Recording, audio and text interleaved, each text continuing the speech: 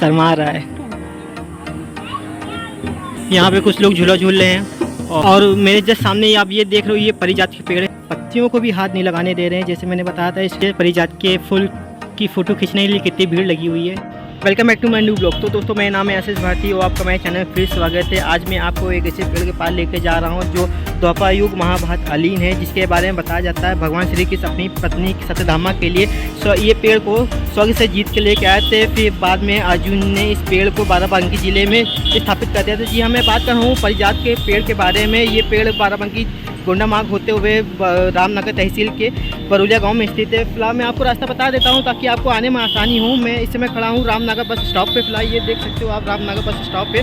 अब मैं यहां से जाऊंगा बदूचरा चौराहे पे। ये देखिए, ये लखनऊ मार्ग है। लखनऊ से मैं इधर से आया था और ये जो रोड चली गई है बहराइच की रोड गई है और इसी रामनगर बस स्टॉप पर मैं उतर गया। रामनगर बस स्टॉप से पहले थोड़ा एक राइट साइड में एक रास्ता कटा है। इसी रास्ते से आपको क्या नाम बदूचरा चौराहे की टेम्पो या साधन मिल जाएगा आपको।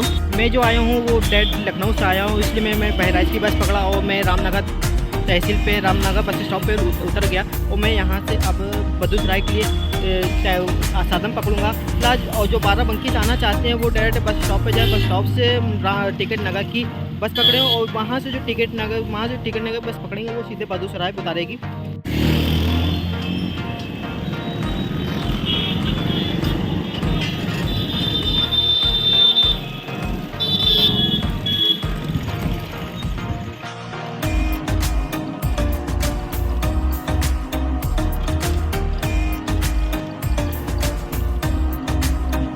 तो दोस्तों, मैं पहुंच चुका हूं बदूचरा चौराहे पे। ये देखिए, ये बदूचरा चौराहा है। जो मैं रामनगर से आया था इधर से आया था। जो टिकट नगर की जो रास्ता गई है इधर गई और ये रास्ता पता नहीं, मगर ये जो गई है पीछे मेरे किंतु गांव गई है। और तो मैं रामनगर से आया तो ये भैया मुझे रास्ते में मिल गए। ये बता रहे बरुलिया गाँव में तक ऑटो जाती है, वहाँ से परिजात के लिए जाने के लिए पैदल जाना पड़ेगा।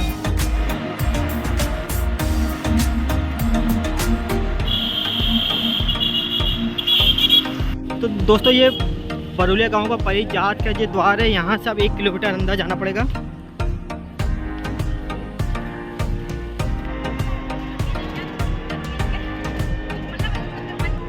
बस हम लोग पहुँच चुके हैं और यहाँ का व्यू इस तरह है। छोटी छोटी दुकानें हैं और लोग आ ही रहे हैं। हम लोग को शायद वहाँ जाना है सामने वाला, क्योंकि वहाँ 5 मूर्तियाँ मतलब 5 पांडव। तो दोस्तों, मैं पहुँच चुका हूँ परिजात के मेन गेट पे। इसी गेट के अंदर परिजात का वो वृक्ष लगा हुआ है। चलिए अंदर चलते हैं।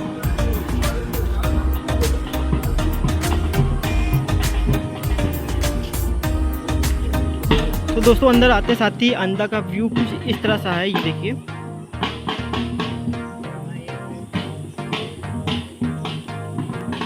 और ये व्यू बहुत ही ज़्यादा सुंदर है। यहाँ पे कुछ लोग झूला झूल रहे हैं और मेरे जस्ट सामने आप जो पेड़ देख रहे हो ये परिजात का पेड़ है, जिसको पांडवों ने अर्जुन ने स्थापित किया था। दोस्तों, परिजात का जो अतीत है वो भगवान श्री कृष्ण के पटरानी रुक्मिणी का प्रेम का प्रतीक है और सत्यभामा के जलन से जुड़ा हुआ है।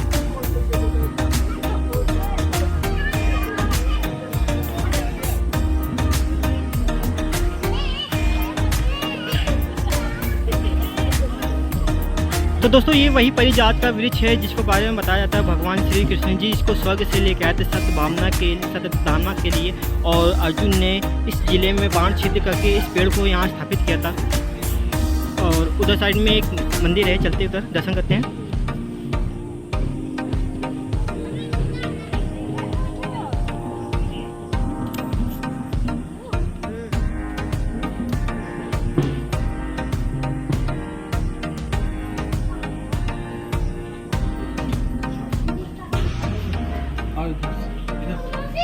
और दोस्तों, ये आप जो मेरे सामने प्रतिमा देख रहे हो ये राम सीता की प्रतिमा है। ये देखिए,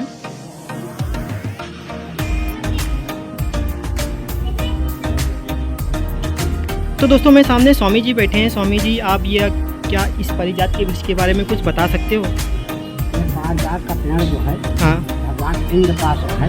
हाँ, यहाँ से अर्जुन और 5 पांडवों लोग कहा है भगवान को। अच्छा, पान मानी सीधे पताल तक का 6 महीना फूल पत्ती रहता, 6 महीना सूखा रहता है। अच्छा, यही का फूल पहले सफेद होता है, उसके बाद सुनहरा रंग में फूल होता है। अच्छा, कुंती माता जी शंकर भोलेनाथ पर यह फूल चढ़ाती है डेली। अच्छा 14 रतन में एक रतन है अच्छा और कहूँ दुनिया में पेड़ है नहीं। अच्छा।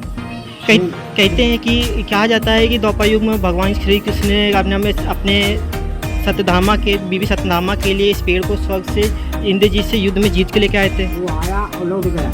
अच्छा लौट गया तो भगवान अर्जुन और 5 पांडवा लोग गए, तब वहाँ से झगड़ा लेके सब लेके आए। अच्छा 14 रतन में एक रतन है। अच्छा कहीं दुनिया में पेड़ है। अच्छा, इस वृक्ष के बारे में ये बोला जाता है कि इसकी वृक्ष की जो लटाएं होती है वो ये कभी सूख के टूट के गिरती नहीं ना, बताते सूख के सुकड़ के गायब हो जाती है। थोड़ी थोड़ी गिरत है वो बाकी ऊपर गिर जाती है। अच्छा गायब हो जाती हैं। और इसके जो फूल होते हैं जो क्या नाम है वो सफेद होता है। अच्छा उसके बाद सुनहरा रंग सूखने के बाद सुनहरे रंग के हो जाते हैं। होता है। ऐसे फूल होता है। अच्छा सूखने। दोस्तों ये आप देख सकते हैं ये पारिजात का जो फूल है जो स्वामी जी हाथ में लिए हैं, ये देखिए दोस्तों। जैसे मुझे पता है और जितना मैंने पढ़ा है जिसके वृक्ष के बारे में बताया जाता है कि इसका जो उल्लेख मिलता है हरिवंश पुराण में और विष्णु पुराण में इसके उल्लेख मिलते हैं। बताते हैं कि भगवान श्री कृष्ण से एक बार अपने पटरानी रुक्मणी के साथ वित्तोपद समारोह में रेत पर्वत पर गए थे, तो वहाँ पे नारद मुनि जी पारिजात के पारिजात के पुष्पों को अपने हाथ में लिए आए हुए थे और उसी समय नारद मुनि ने भगवान श्री कृष्ण को पारिजात के फूल दे दिया और पारिजात के इस फूलों को भगवान श्री कृष्ण ने अपनी पत्नी रुक्मणी को दे दिया और जो रुक्मणी ने इस फूलों को अपने बालों में लगा लिया। इसके बाद रुक्मणी के बगल में खड़ी सत्यधामा की दासी ने इसकी सूचना सत्यधामा को दे दी। कहा जाता है ये बात जब सत्यधामा को पता चली कि स्वर्ग से लाए हुए पारिजात के फूलों को भगवान श्री कृष्ण ने रुक्मणी को दे दिया है, तो वह बहुत गुस्सा हुई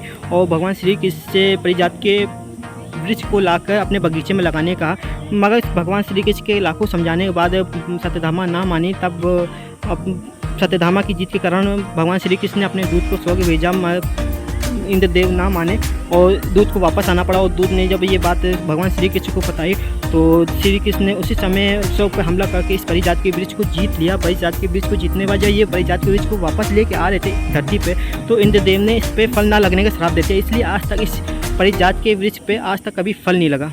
जब पांडव वनवास के टाइम इस क्षेत्र में आए थे तो उस टाइम इस क्षेत्र को 12 वन बोला जाता था। बाद में बता के इसका नाम 12 बंकी रख दिया गया। कहा जाता है कि वे व्यास से प्रेरणा से माता कुंती ने यहाँ पे रुद्र महायज्ञ 12 महीने या 12 वर्षों तक रुद्र महायज्ञ किया था। उस टाइम माता कुंती को यहाँ पे इस क्षेत्र में शिवलिंग की स्थापना करने का विचार बना, तो महाबली भीम हिमालय की पर्वत पर चले गए। हिमालय की पर्वत से वो शिवलिंग ले आए और यहाँ पे किंतु नामक गांव में शिवलिंग की स्थापना कर दी, जो आज कुंतेश्वर महादेव मंदिर के नाम से प्रसिद्ध है। कहा जाता है कि माता गांधारी भी यहाँ पे अपने पुत्रों की विजय की प्राप्ति के लिए युद्ध में अपने पुत्रों की विजय की प्राप्ति के लिए यहाँ आई थी और उसी समय यहाँ पे पहला महाभारत का युद्ध होते होते बचा था।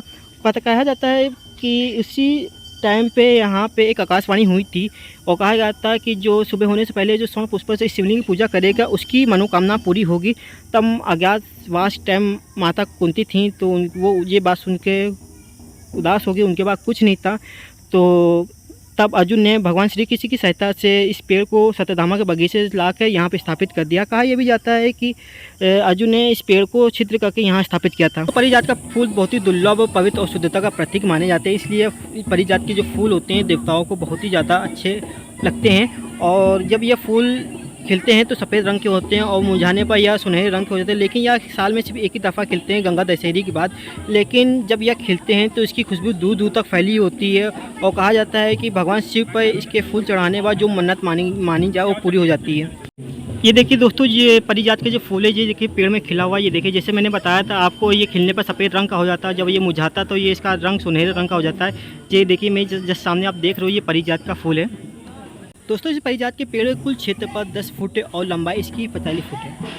पारिजात के पेड़ को हरसिंगार, सैफलिका, शेफाली और शिवली नाम से भी जाना जाता है और वन विभाग की माने तो इस पेड़ को एडान सोनिया और डीजी टाटा कहा जाता है। और यहाँ पे ये देख लीजिए पारिजात के फूल की फ़ोटो खींचने के लिए कितनी भीड़ लगी हुई है। ये देखिए ऊपर लगा जो फूल, ये छोटा सा आप देख रहे होंगे, ये देखिए। इस पारिजात के पेड़ के बारे में एक बात और बताई जाती है। कहा जाता है कि इस पारिजात का पेड़ एक अपनी तनाव से सूख के कभी टूटता के गिरता नहीं है और बस अपनी मूल तनाव से सूख कर गायब हो जाता है। कहते हैं कि पारिजात को छूने से शरीर की सारी थकान मिट जाती है, इसलिए यहाँ के लोग इसको अपना संरक्षक मानते हैं और इसकी रक्षा हर कीमत पर करते हैं। जैसे कि ये सामने छोटे छोटे बच्चे बैठे हैं, ये पारिजात के पत्तियों को भी हाथ नहीं लगाने दे रहे हैं। जैसे मैंने बताया था इसको अपना यहाँ के लोग संरक्षक मानते हैं, इसकी रक्षा हर कीमत पर करते हैं यहाँ के लोग। क्यों बेटा, ये पत्तियों में छूने क्यों नहीं दे रहे हो? हैं? शर्मा रहा है। अच्छा ये बताओ, ये इसकी जो पेड़ की जो तने हैं, कहते हैं कि ये कभी सूख के गिरते नहीं ना, और सूख के वो अदृश्य हो जाते हैं, सूख अमृत गायब हो जाते हैं। ये बात सच्ची क्या? तुमने आज तक कभी देखा? नहीं देखा। छोटे छोटे बकले गिरते हैं, मगर जो मेन तने हैं वो सूख के गायब हो जाते हैं। हाँ। कितने साल से यहाँ पे आ रहे हो? हम 4-5 साल। 4-5 साल से यहीं पे हो? यहीं बगली में कहीं घर है? घूमिस्ता। अच्छा, यहाँ घर है डबल। अच्छा, ये देखिए दोस्तों, जैसे कि बच्चे ने बताया, बच्चे की तो बात मानी जाती है क्योंकि बच्चे दिल के सच्चे होते हैं। जैसे बच्चे ने कहा कि इसके जो मूल तनाएं सूख के टूट के गिरती नहीं है, मूल जो मेन तनावों से सुकड़ के गायब हो जाती है। परिजात के पेड़ के निचले हिस्से की जो पंक्तियां हैं वो हाथ की उंगलियों की तरह 5 युक्तियाँ वाली हैं, और ऊपरी हिस्से की जो पंक्तियाँ हैं वो सख्त युक्तियाँ वाली हैं।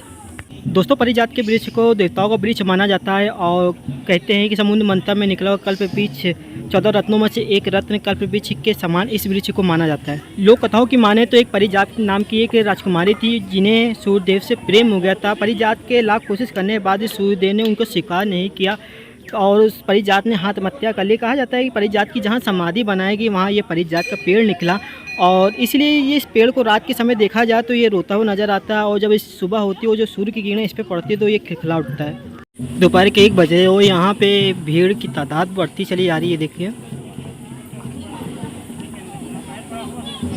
कितनी भीड़ होगी। जब मैं सुबह आया था तो ज़्यादा भीड़ नहीं थी, कुछ ही लोग थे, और इस समय पहुँच जाते ही भीड़ हो गई है। आई होप आपको ये मेरी वीडियो और जानकारी अच्छी लगी होगी। अगर आपको ये मेरी वीडियो अच्छी लगी हो तो आप लाइक शेयर सब्सक्राइब कीजिएगा, और कमेंट भी कीजिएगा आपको ये मेरी वीडियो अच्छी लगी कि नहीं लगी।